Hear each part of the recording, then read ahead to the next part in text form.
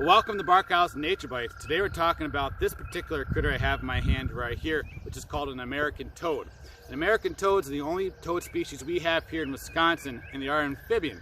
Now, this particular toad, before I get too ahead of myself, this one is actually a resident, so lives in our nature center here at Barkhausen, and you might notice only has one eye. So we found it like this about a year or two ago. Likely a predator had eaten that, taken that other eye off.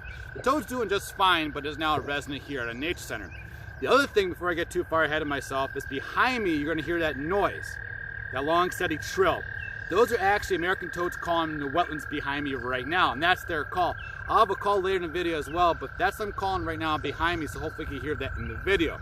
So right now they are getting ready to start breeding. The boy frogs will have like a darker throat, kind of blackish almost in color during the breeding season. The females a little bit lighter, and they're going to lay long strings of eggs in wetlands like this, which eventually hatch into tadpoles. And the tadpoles are going to be small little black tadpoles, and they'll be in big schools, so big groups of them. And so if you ever seen a little black tadpole in a big school, typically those are going to be toads. And after about 2 months, they're going to hatch out or turn into toadlets. You'll see them walking all over the place, hopping over the place out in the woods.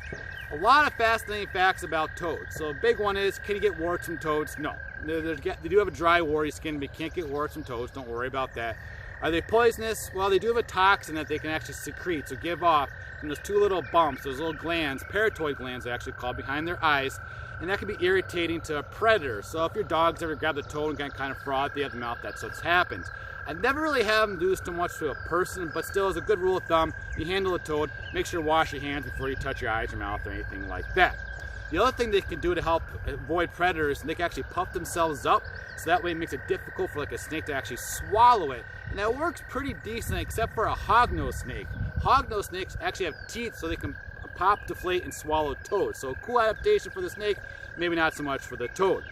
A couple other things with these toads is that they don't actually drink water, they actually absorb it. So they don't go to a pond and like drink it up and lap it up. They'll actually sit in a puddle and just absorb it through a little patch of skin right by their behind there, right there, and they'll absorb it right through their skin. And when they hop to get away from like a predator, they can drop in a hurry, and it's a little defense mechanism. So that's why if you picked them up and all of a sudden your hand's wet, that's what happened there. They just dropped a bunch of that water real quick.